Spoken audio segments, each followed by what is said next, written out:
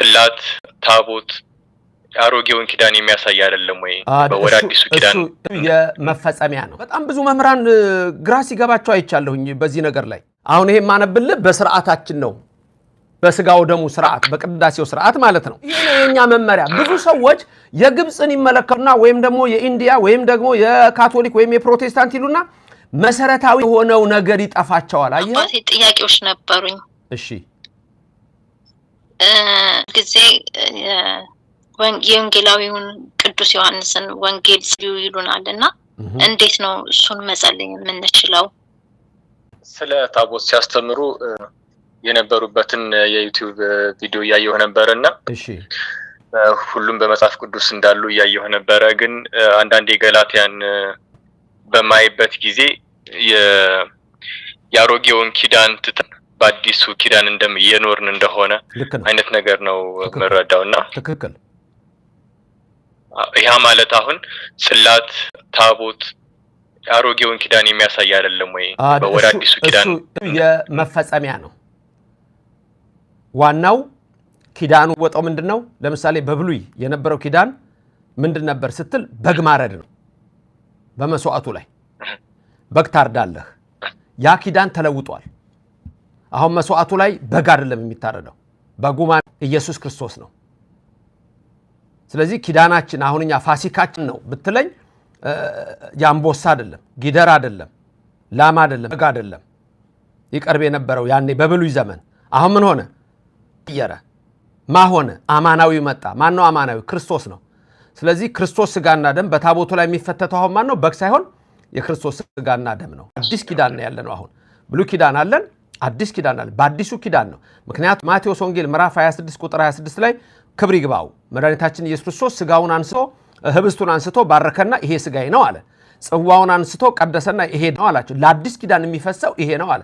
አሁን በታቦቱ በዛ ላይ የሚፈተተው በቤተ መቅደስ ውስጥ የሚፈሰው ደም የማን ነው? የጌታችን የኢየሱስ ክርስቶስ ነው። አዲስ ኪዳን ይሄ ነው።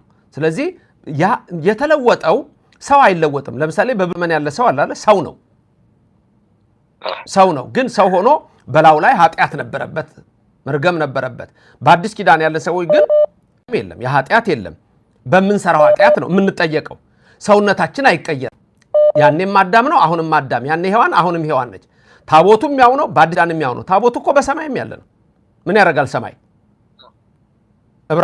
ራእይ 11 ቁጥር 19 ላይ እኮ የሰማይ መቅደስ ተከፍቶ ታቦቱ ታይላል። ታቦቱ ዘላለማዊ ነው። በጣም ብዙ መምህራን ግራ ሲገባቸው አይቻለሁኝ በዚህ ነገር ላይ። አየው የሰማይ መቅደስ ተከፈተ፣ የእግዚአብሔር ታቦት እዛ ውስጥ ነበረ ይልሃል። ያ የእግዚአብሔር ታቦት ዘላለማዊ ነው። ዘላለማዊነትን ነው የሚያሳየው። የዘላለም ኪዳን እኮ ነው የሚለው። የምስክሩ ጽላት ነው የሚለው። የዘላለም ኪዳን ነው የሚለው። ያ የዘላለም ኪዳን ግን ምን ሆነ? አገልግሎቱ ኪዳኑ ግን በአዲስ ኪዳን ተተካ። አዲስ ኪዳን ኢየሱስ ነው።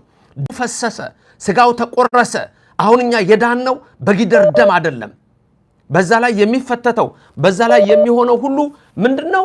የኢየሱስ ስጋና ደም ነው። ስለዚህ ቅዳሴያችንን ሁሉ ስናረግ የምንጸልይበት ጊዜ የምንናገረው ሁሉ የሚገርምህ በዛ ላይ የሚደረገውን የጌታችን የኢየሱስ ክርስቶስን ደምና ስጋ ነው። ያ ደግሞ የሚሆነው በመቅደስ ውስጥ ባለው ነው። ለምሳሌ ከጸሎት ውስጥ ለምሳሌ ላሳይህና እንዲህ ይላል።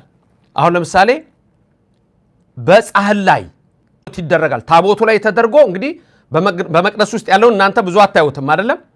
አሁን ይሄ ማነብልህ በስርዓታችን ነው፣ በስጋው ደሙ ስርዓት፣ በቅዳሴው ስርዓት ማለት ነው። አሁን እንዲህ ይላል።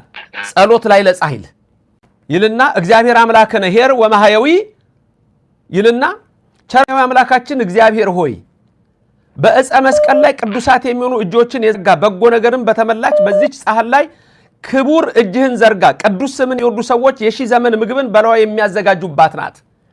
አሁንም አምላካችን እግዚአብሔር ፍምን የተመላች ይህችን ጻሕል ባርካት፣ አክብራት፣ አንጻት። ይኸውም የሐዋርያት በምትሆን በዚህ ቅዱስ ቤተክርስቲያን በሚገኝ ክቡር በሚሆን በመሰዊያው ላይ ያቀረብነው ያንተ ቅዱስ ሥጋ ነው። ቸር ሰማያዊ ከሚሆን አባት ከሚሆን ከቅዱስ መንፈስ ጋር ክብር ምስጋና ለዘላለም አሜን ይላል። አየኸው? አሁን ይሄ ይሄ ነው የኛ መመሪያ። ብዙ ሰዎች የግብፅን ይመለከቱና ወይም ደግሞ የኢንዲያ ወይም ደግሞ የካቶሊክ ወይም የፕሮቴስታንት ይሉና መሰረታዊ የሆነው ነገር ይጠፋቸዋል። አየኸው የኢትዮጵያ ቤተክርስቲያን ለየት ያለት ናትና ታቦቱ አይደለም የተቀየረው። ታቦቱ ላይ የሚቀርበው በዚህ በመስዋዕቱ ኦልተር ተብሎ በሚጠራው በመሰዊያው በመስዋዕቱ ላይ የሚቀርበው ያ ነው የኛ ልዩነት። ለምሳሌ በመሰብ ወርቅ ላይ ያለው ላሰማ ለሌሎችም እንዲሰሙ ይሰማሃል ወንድምዬ? ያው አሁን እቺ ልብ ብላችሁ ስሙ። ጸሎት መሰብ ወርቅ ላይ ነው። ጸሎት ላይ ለመሶብ መሶበ ወርቅ ምርጥ ዕቃን ለኔ ሰርተህ በደብተራ ኦሪት አኑረው ብሎ በደብረ ሲና ለነብዩ ለሙሴ የነገረው አምላካችን እግዚአብሔር አሁንም ሁሉን የምትይዝ አቤቱ አምላካችን በዚች መሶበ ወርቅ ላይ ቅድስት የምትሆን ቀኝህን ዘጋ፣ ከኃይል ከጽን ከመንፈስ ቅዱስ ሀብት ከክብርህም ምላት የሐዋርያት ጉባኤ በከበረች በዚች ቤተክርስቲያን የአንድ ልጅህን ክቡር ስጋውን ይሰሩባት ዘንድ ከአንድ ልጅ ጋራ ከመንፈስ ቅዱስ ጋራ ምስጋና ይገባል ዛሬ ዘወትርም ለዘላለሙ አሜን። በእርግጠኝነት አሁን እንግዲህ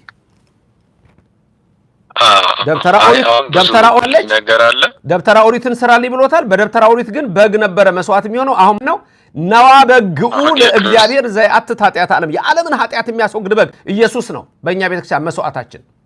ያ ግን አይቀየርም። ቀላል ነገር መቅደሱ በብሉይ ዘመን መቅደስ ነው አይደለም?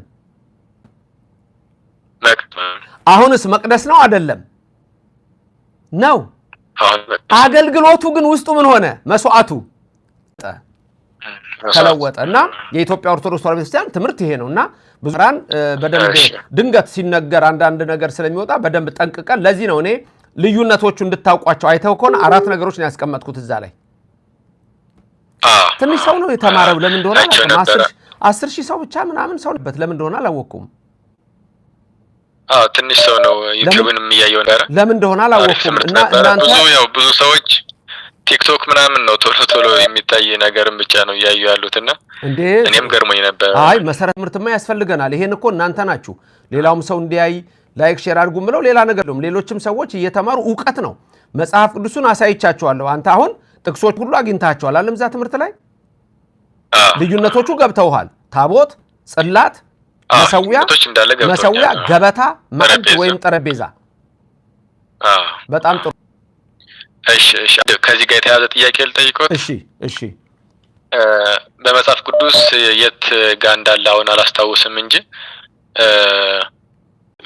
በፊት የነበረው ምንድነው በፊደል በተጻፈ ጽላት ሳይሆን በልባችሁ በተጻፈ ጽላት ላይ ኪዳኔን አኖራለሁ አይነት ነገር የሚል እንትና አየውና ምናልባት ይሄ ከ10ቱ ትእዛዛት ጋር የተያያዘ ሆኖ ምናልባት እንደገና ደግሞ የመንፈስ የፊደልን ሕግ ተከተሉ የመንፈስን ሕግ ተከተሉ ምናምን እያለ ደግሞ ቅዱስ ጳውሎስ በትክክል አለ እና ከሱ ጋር ምናልባት የተለወጠ ነገር ሊኖር ይችል ይሆን? ጥሩ ጥያቄ ነው። ይኸውልህ የፊደሉ ሕግ አልጠበቃችሁትም። አሁን ግን በልቦናችሁ ደግሞ የምትጠብቁት አለ ክርስቶስ ነው። ትእዛዛቱ እንዳልጠፉ የምታየው ራሱ ጌታችን ኢየሱስ ክርስቶስ የማቴዎስ ወንጌል 5:17 ላይ ከ10ቱ ትእዛዛት አንዱ ያነሰች ነች ብሎ የሚያስተምር እሱ በመንግስተ ሰማያት ከሁሉ ያነሰ ነው ቦታም የለውም ይላል። አየኸው? ስለዚህ ምንድነው የተፈጸሙ አሉ። ስለዚህ በጽሁፉ ላይ ብቻ ሳይሆን አሁን ልባችሁ ውስጥ ይግባ ነው። ዝም ብሎ ከውጭ አይደለም። ልባችሁ ውስጥ ክርስቶስን ይዛችሁ ሕጉን ለመፈጸም በፍቅር ይዛችሁ ሂዱ ነው የሚለው። ምክንያቱም ማለዛ እምነትና ስራ የግድ ነው። ስለዚህ 10ቱ ትእዛዛት ፍጹም የማያልፉ ዘላለማዊ ናቸው። ኦኬ እሺ አመሰግናለሁ። በጣም ሰላሙንልኝ። አንተንም እግዚአብሔር ይጠብቅልኝ ከክፉ ነገር የሚጠብቅ። ደህና ነኝ በጣም እግዚአብሔር ይመስገን። ትርሲተ ማርያም ይባላል ከዱባይ። እመቤቴ ትጠብቅልሽበት ሁሉ። አሜን አባቴ አሜን። በጸሎት አስቡኝ አባቴ። እግዚአብሔር ሁላችን ያስበን። አሜን አባቴ ጥያቄዎች ነበሩኝ። እሺ ጊዜ የወንጌላዊውን ቅዱስ ዮሐንስን ወንጌል ጽዩ ይሉናልና እንዴት ነው እሱን መጸለይ የምንችለው?